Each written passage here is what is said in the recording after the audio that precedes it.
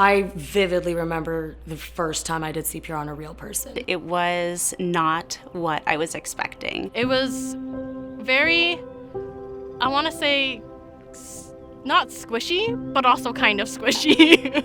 I don't think this is a good answer. Please cut this. I'm sorry, guys.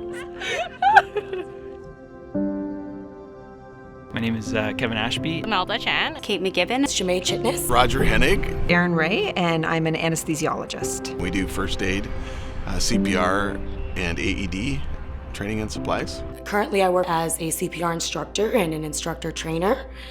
Prior to that, I worked as a paramedic. I'm a firefighter. I've been a primary care paramedic with the County of Simcoe Paramedic Services for 4 years. The first time I used my experience in a cardiac arrest situation was actually on shift as a firefighter. A gentleman went into cardiac arrest as he was being transported to the hospital. So we ended up doing CPR in the ambulance. I was able to apply all the skills that I was taught in all of my programs, but it's not anything you could anticipate expecting when you're actually doing CPR.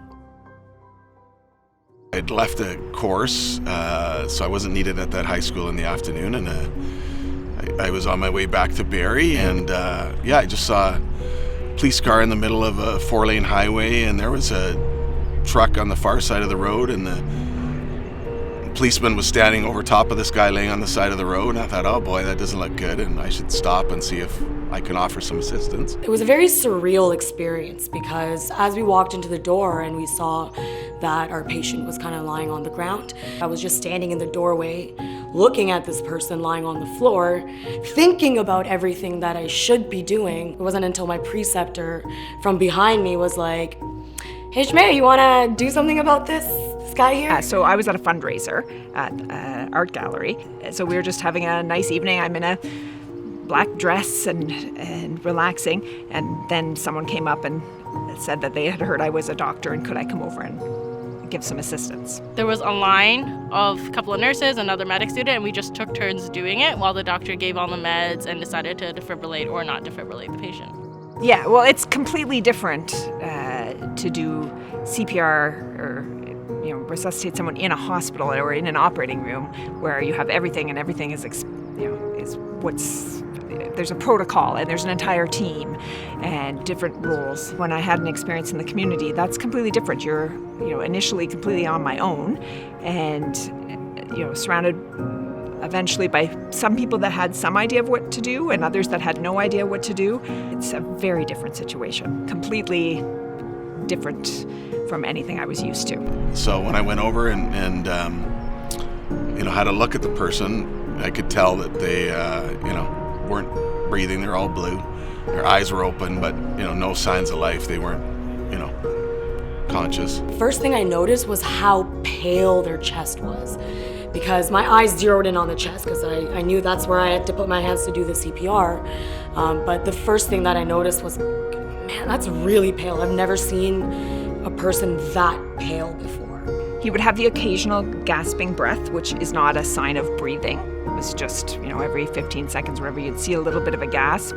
But his coloring was gone. He's not blinking, and he just, there's the stillness of someone that doesn't have a pulse is very noticeable.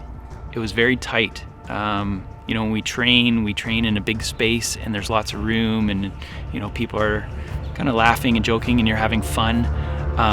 But when it comes down to it, in that ambulance, things were tight and it was stressful. I've been in a number of situations like that, tight hallways or, the corridor into a bathroom, where there's not a lot of room to move. It's very tight, you're sweating, your stress level is at its max and you're really just giving all the effort that you have to help this person. It's kind of the number one thing I would say to people is, I think you have to push harder than you think you have to push. It's the depth of 5 centimeters, right?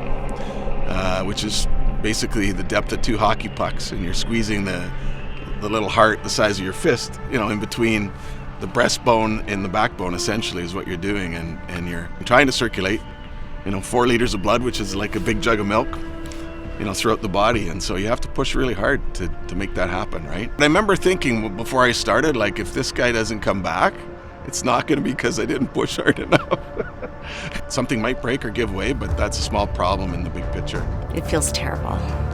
Depending on the person's size, their age, their weight group, you're breaking the ribs off the sternum, so you can feel the breaking and the bending of the cartilage and the bones underneath your hands every time that you do a compression, until you've broken them enough where they're just staying in place, so they're not actually rising back up with their chest.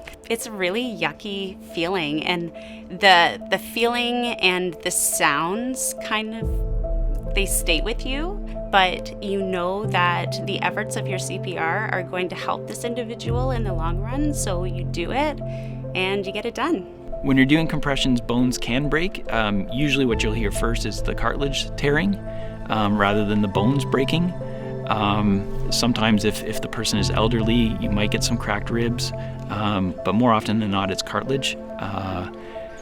I myself have never had that experience. I'm 6'4" and about 250 pounds, and I've pushed really hard. When we defibrillate and no one's touching the patient, everyone goes quiet for a minute so that the person that's shocking can focus, make sure no one else is in contact with the body as they're pressing the button. So it was a very quiet, almost calm moment. And then once that shock happened, there was maybe a twitch in the body. It didn't clear, hop off the ground or anything. And then very quickly, everything got chaotic again. So an AED is an automatic defibrillator. So it analyzes the rhythm for you and decides whether you're going to shock and decides how much voltage it needs, all that. In the hospital, we look at the rhythm and we make a decision, and we have to decide, do you think that's VF? So the difference with the AED, which was fantastic, was that after you put the pads on, exactly as it looks like the pictures on the pads, it does all that for you. I don't know why we wouldn't just use this. People's best chance of survival is CPR as soon as possible. If you can get pads on the body within 3 to 4 minutes and start CPR right away, their chance of survival goes way up.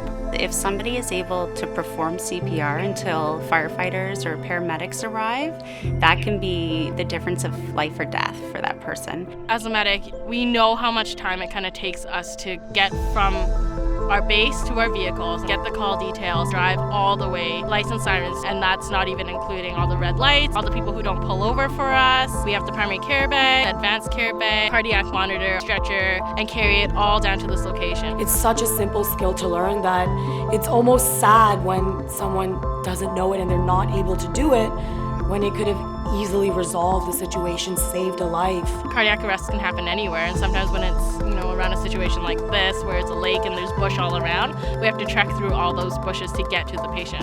So our response time, depending on where the location is, can always range from about 2 minutes all the way to 15 minutes for a cardiac arrest. And if there's no CPR being done at this time, the chances of survival for this person who had the sudden cardiac arrest is actually very, very low. We have recorded 911 calls where kids have called 911.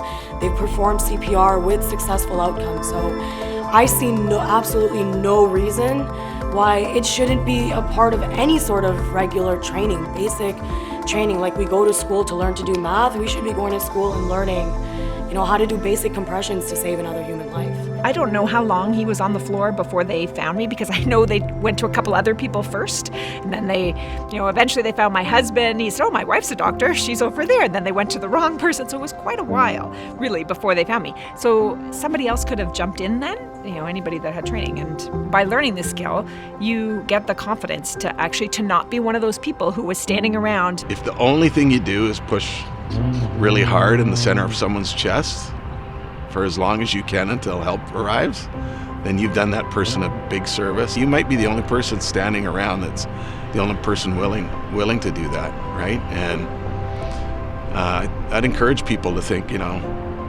somebody, if you don't know that person, somebody knows that person, somebody loves that person. They could be someone's father, sister, mother, daughter, son, so somebody loves that person, and so they're not there to help them right now, and you are. I didn't use my medical degree to help this guy. I used what anybody can do. I did CPR and an AED, and we saved this guy. Think of the lives that could be saved.